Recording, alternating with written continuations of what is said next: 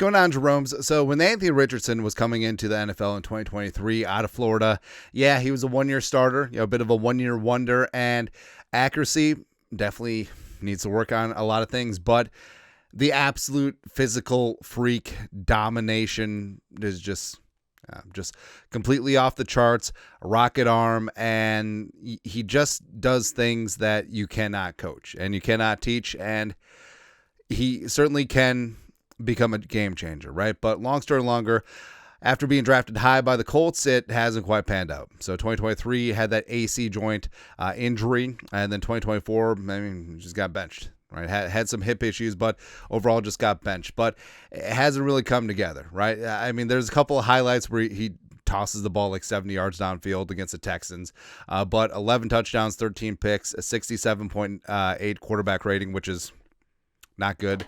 Completing around 50% of his passes, 6.9 yards per attempt, which is not nice. It's not nice, right? So it's been a little bit scattershot. Like, the athleticism is there.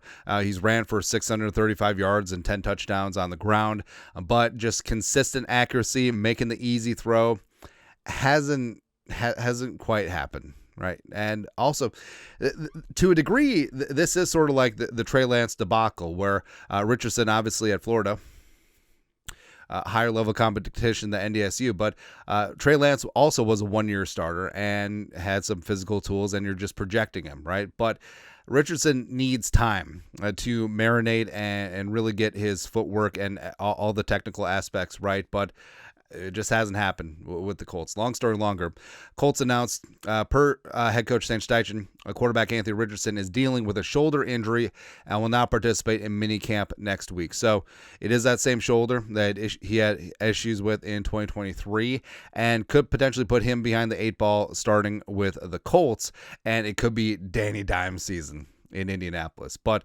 long story longer, how does this affect us?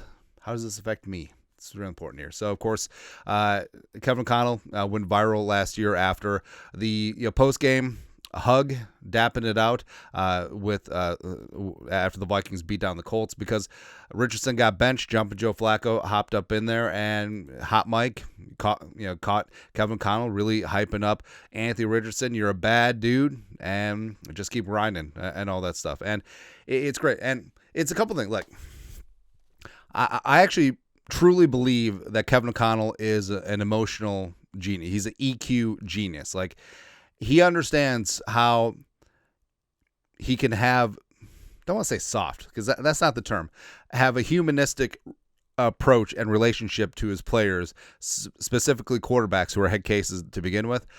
He can do that, but still be a teacher, as well as have high standards, as opposed to just being a drill sergeant, right? So I actually think that, the Kevin O'Connell School for quarterbacks who can't throw good and want to learn how to do things too, I think that it's going to be built. And I think Anthony Richardson could be on the radar for the Vikings one time, where say that Daniel Jones starts this year and that he drives the Colts straight into the ground. They're in line for the number 1 overall pick. Arch Manning to the Colts. Come on.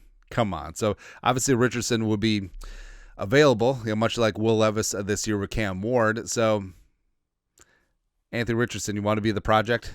Hey, you want to be a project to sit behind J.J. McCarthy and let Kevin O'Connell mold you into what you could be?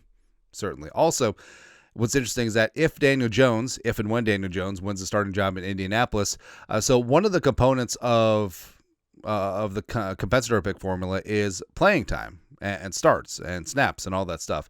So theoretically, the Vikings, as of right now, over the cap has them projected as a 3.57, because Sherfield is now registered on there too as a 7th, because he could hit playing time incentives that could certainly bump up his value. But right now, Daniel Jones is projected to be canceled out with Ryan Kelly as a 5th. But say Daniel Jones starts throughout the bulk of the season, he can move to a 4, maybe even to a 3 with certain playing time incentives. So, it could be a spot where instead of Jones being canceled out, Cam Robinson gets canceled out, and then all of a sudden Daniel Jones plays the Vikings into an extra 4th round pick. So 3-4-7, 3-3-7, unlikely, but this, the whole Richardson injury, don't want to say that it helps the Vikings because that's sort of like bad karma and stuff, but it certainly does impact the Vikings, and it could potentially in a positive way. So the Vikings could improve their comp pick from a 5 to a 4 or even a 5 to a 3. And Anthony Richardson, bring back that love and feeling, because Richardson's still super young, and the talent is there. But like we said, his main issue at Florida was consistency, accuracy, but there's so many things that work in his favor. Arm strength, check. Athleticism, check. Leadership capabilities, check.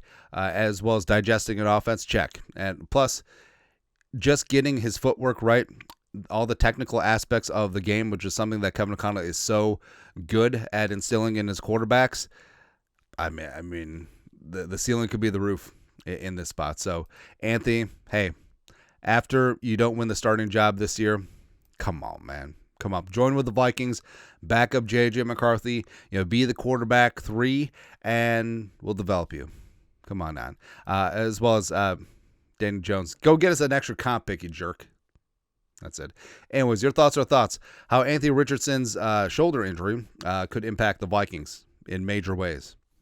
Bring it. Let us know. Comment section. You guys are the best. You know what to do. Skull production value.